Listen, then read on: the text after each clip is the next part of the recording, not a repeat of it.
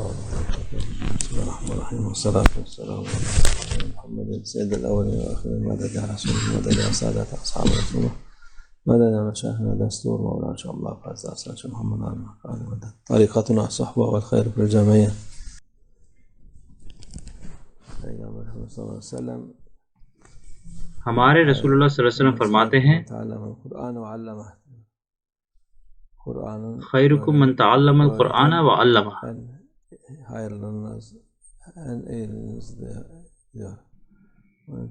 آپ میں سے سب سے بہتر وہ ہے جو قرآن سیکھتا ہے اور سکھاتا ہے۔ پہلے زمانے کے لوگ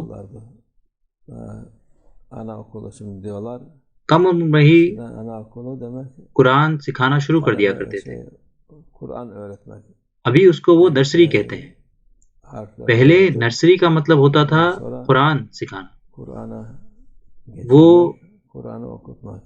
پہلے بچوں کو حرف سکھاتے تھے اور پھر قرآن پڑھنا، جیسے کہ ہمارے رسول اللہ صلی اللہ علیہ وسلم نے بھی کہا کہ یہ سب سے بہتر چیز ہے، تو ہر کوئی یہ کرنا چاہتا تھا۔ قرآن عظیم الشان سب سے بڑا علم اور سب سے زیادہ اچھائی والا علم ہے ہر طرح سے۔ آپ کو اس کو سیکھنا ہے اور سکھانا ہے بہتر طریقے سے۔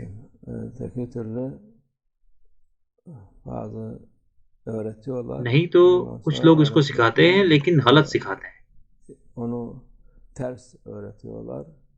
اور اچھائی کے بجائے وہ پھر لوگوں کے لیے برائی نکلتی ہے۔ اللہ ہماری حفاظت فرمائے۔ اس لیے جو انسان حق پر ہے اس کو یہ سکھانا چاہیے جب اس کے طلبہ چھوٹے ہوں، اگر وہ چھوٹے نہ بھی ہوں بڑے ہوں تب بھی اسے ان کو اس کے اصل مقصد کے ساتھ سکھانا چاہیے۔ اس کو پتہ ہونا چاہیے کہ مسلمان کس چیز میں یقین رکھتے ہیں اور قرآن عظیم الشان کیا سکھاتا ہے اور اللہ عز و جل کن چیزوں کا حکم دیتا ہے۔ سب سے پہلے اس کو معلوم ہونا چاہیے کہ ادب کیا ہے۔ اصل مقصد ادب ہے، لوگوں کو با ادب بنانا۔ قرآن عظیم الشان کا مقصد، جیسے کہ ہمارے رسول اللہ صلی اللہ علیہ وسلم کہتے ہیں ادبنی ربی فاحسن تادیبی، اللہ نے مجھے ادب کے ساتھ بنایا اور یہ سب سے بہتر ادب ہے۔ تو قرآن کو سیکھنا اور اس پر عمل کرنا بنا ادب کے، اس کا مطلب ہے کہ آپ نے کچھ بھی نہیں سیکھا۔ یہ بہت ہی ضروری ہے،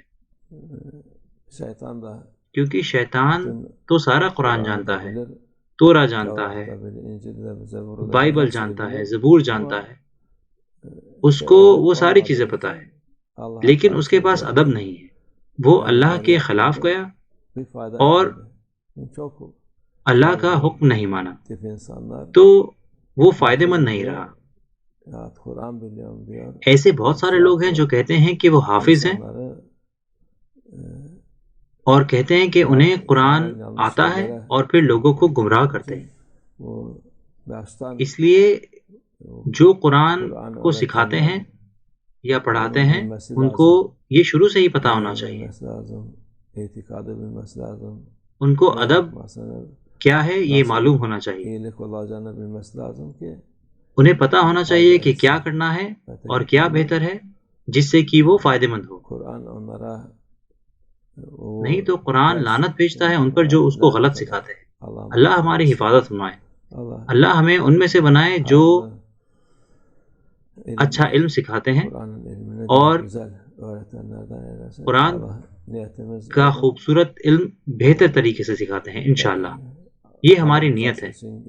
ایسے بہت سارے لوگ ہیں جو اللہ کی رضا کے لیے آتے ہیں، بہت سارے لوگ آ رہے ہیں اس خوبصورت علم کو حاصل کرنے کے لیے۔